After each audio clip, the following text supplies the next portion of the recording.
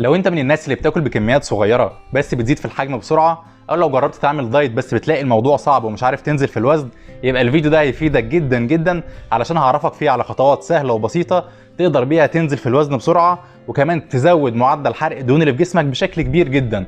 هيفرق معاك وتخس بسرعه وتلاقي الموضوع سهل وبسيط ان شاء الله. انا دكتور محمود العطار من قناه فيت باي ساينس، خليكم معانا.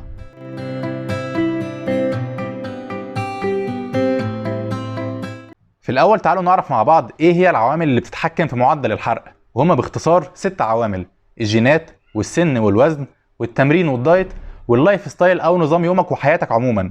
ولما نيجي نبص على العوامل دي هنلاقي إن في عاملين مش هنعرف نتحكم فيهم، وهما الجينات والسن. بس دلوقتي هقولك على 8 طرق تقدر تتحكم بيهم في باقي العوامل اللي ممكن تغيرها علشان تزود معدل الحرق عندك بشكل كبير جدا. وأول طريقة إنك تزود من الحجم العضلي بتاعك، علشان كل باوند من العضلات بيحرق حوالي 13 كالوري، اما كل باوند من الدهون فبيحرق حوالي من 2 ل 3 كالوري. فمعنى كده انك كل ما زودت الحجم العضلي بتاعك كل ما معدل الحرق بتاعك هيزيد. مش بس كده، انت كمان لو قللت من نسبة الدهون وزودت من الحجم العضلي كل ما جسمك يقدر يحرق سعرات حرارية اكتر في وقت الراحة. وعلشان تزود من الحجم العضلي بتاعك لازم تعمل تمارين بمقاومة او باوزان، يعني مش زي ما كل الناس فاكرة انك لازم تعمل تمارين كارديو بس علشان تخس. بس اللي انت لازم تعرفه انك لازم تعمل تمارين بمقاومه او باوزان علشان تزود من الحجم العضلي بتاعك، فبالتالي جسمك هيحرق سعرات حراريه اكتر وتزود معدل الحرق بشكل كبير جدا، واكيد الموضوع ده هيفرق معاك. تاني طريقه انك تلعب كارديو بس بنظام مختلف شويه، وهو نظام ال HIIT او الهاي انتنسيتي انترفال تريننج. والنظام ده بكل بساطه هو عباره عن انك بتعمل اي نوع من التمارين زي الجري او النط الحبل او تمرين على العجله بشده كبيره على فترات متقطعه. يعني مثلا بتجري سبرنت لمده 30 ثانيه وبعد كده بتجري بالراحه خالص لمده 30 ثانيه، كده يبقى انت خلصت مجموعه في دقيقه واحده، وهتكرر الموضوع ده 10 مرات ورا بعض، يبقى انت كده عملت 10 مجاميع في 10 دقائق. والنظام ده هيخليك تحرق حوالي من 200 سعر حراري ل 300 سعر حراري، ودي نفس السعرات الحراريه اللي هتحرقها لو لعبت تمرينه الكارديو العاديه بتاعتك في تلت او نص ساعه. والفكره في النظام ده انه بيخليك تستخدم اكسجين بكميه كبيره عشان انت بتعمل تمرين بشده كبيره في فتره صغيره. وكمان الفايده الثانيه انه بيخليك تحرق سعرات حراريه بعد التمرين مش وقت التمرين بس، فبيخليك تحرق سعرات حراريه بعد التمرين لفتره بتوصل ل 36 ساعه بعد التمرين. فالنظام ده هيفيدك جدا جدا. وكمان انا عملت حلقه منفصله عن الموضوع ده وهسيب لكم اللينك بتاعها فوق، تقدر تخش عليها وتستفاد منها ان شاء الله. تالت طريقه انك لما تيجي تعمل دايت ما ينفعش تقلل من السعرات الحراريه اللي انت بتاخدها بشكل كبير. فمثلا بلاقي ناس لما بتيجي تعمل دايت بتعمل مثلا دايت اسمه دايت الفاكهه، يعني بتاكل فاكهه بس طول اليوم، او بتعمل دايت بتاكل فيه على الفطار زبادي وخياره وعلى الغداء قطعه بروتين والعشاء نفس الفطار. فعايزك تعرف ان جسمك ده ذكي، فهو بيحس انك بتدخله سعرات حراريه بكميه قليله جدا، فبالتالي هو بيقلل معدل الحرق علشان يقدر يحافظ على السعرات الحراريه اللي انت بتديها له ويستخدمها طول اليوم. فيبقى انت كده قللت معدل الحرق في جسمك بشكل كبير علشان انت بتدخله سعرات حراريه قليله جدا. مش بس كده، انت كمان لما بتدخل لجسمك سعرات حراريه قليله يبقى انت بتحرم نفسك من عناصر اساسيه انت محتاجها. فجسمك في اليوم محتاج حوالي 50% كربوهيدرات و30% بروتين و20% او 10% دهون صحيه. فانت لازم تدخل النسب دي في يومك علشان مثلا جلدك ما يبقاش خشن، شعرك ما يبداش يقع. لازم تهتم بالعناصر الغذائيه اللي انت محتاجها. فانت مثلا ممكن تدخل دهون صحيه لجسمك زي زيت الزيتون، الافوكادو، المكسرات، زبده الفول السوداني، كل دي دهون صحيه انت لازم تحطها في الدايت بتاعك. فمش عايز حد يضحك عليك ويقول لك تعمل نظام تدخل فيه سعرات حراريه قليله جدا وتفرح باول اسبوع او اسبوعين وتلاقي وزنك نزل جدا، بس بعد كده الوزن ده هترجع تزيده تاني ومش هتلاقي نتيجه كويسه خالص. فلما تيجي تعمل دايت لازم تدخل جسمك اقل من احتياجه بحوالي 500 سعر حراري.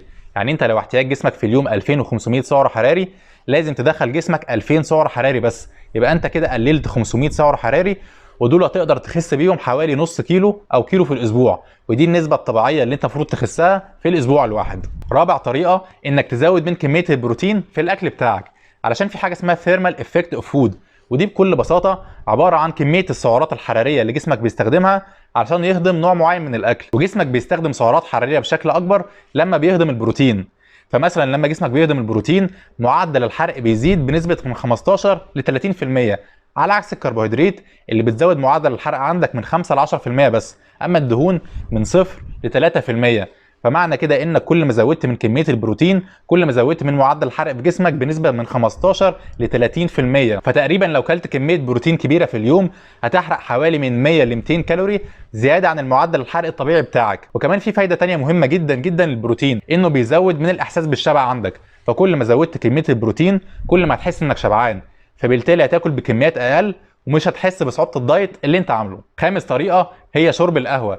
فنلاقي ان في دراسات كتيره اتعملت اثبتت ان ماده الكافيين اللي في القهوه بتزود معدل الحرق عندك من 3 ل 11%.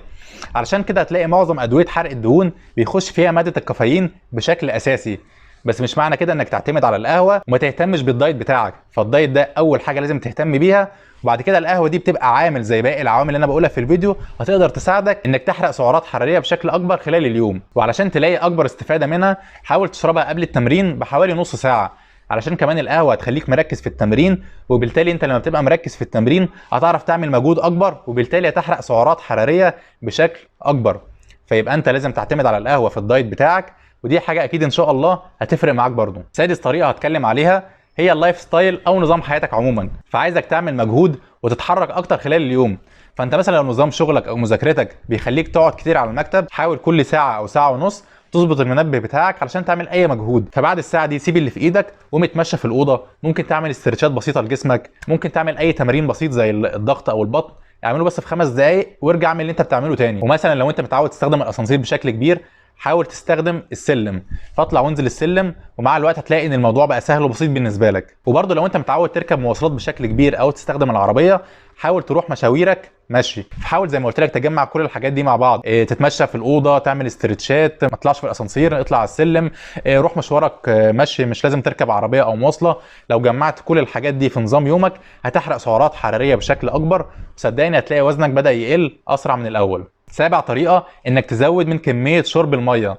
انت عارف لو قللت من شرب الميه وجسمك حس بالجفاف، جسمك هيقلل من معدل الحرق عندك. طيب انت ممكن تعمل ايه علشان تفتكر انك تشرب بكميات كبيره خلال اليوم؟ عود نفسك كده اول ما تصحى من النوم اشرب كوبايه ميه، وبعد كده اشرب كوبايه ميه قبل كل وجبه، يعني قبل الفطار وقبل الغداء وقبل العشاء تشرب كوبايه ميه، او مثلا قبل وجبه الغداء ممكن تشرب طبق شوربه كبير بدل الميه. وكمان في فايده تانية، انك لو شربت ميه قبل الوجبات هتحس بالشبع بشكل اكبر، فبالتالي انت لما تشرب ميه قبل الوجبات هتاكل بكميات اقل والموضوع هيبقى بسيط بالنسبه لك. تاني حاجه تعملها انك تخلي السناكس او الوجبات البسيطه اللي انت بتاكلها بين الوجبات الكبيره تبقى عباره عن فاكهه وخضروات، علشان الفاكهه والخضروات معظم تكوينهم من الميه، فبالتالي انت لما تزود من كميه الفاكهه يبقى انت كده بتدخل جسمك كميه كبيره من الميه. بس عايزك تاخد بالك من حاجه مهمه جدا، لازم تبعد عن المشروبات الصناعيه علشان دي فيها كميه سكر وسعرات حراريه بشكل كبير جدا وهتسبب لك زياده في الوزن، فحاول تبعد عنها على قد ما تقدر. تامن طريقه انك تظبط نومك.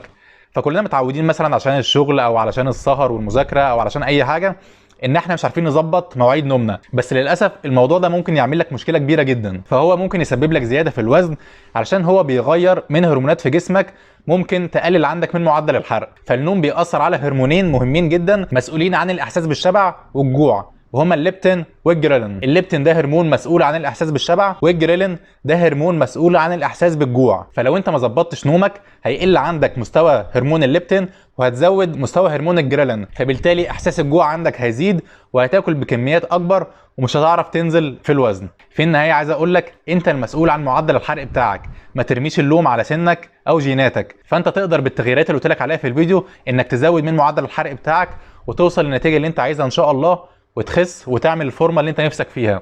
انا كده خلصت الحلقه، يا رب تكونوا استفدتوا من الفيديو. ولو لسه في اي حد عنده اي استفسار او عايز نتكلم الحلقه الجايه عن موضوع معين يكتب في الكومنتات تحت وانا هرد على كل الناس ان شاء الله.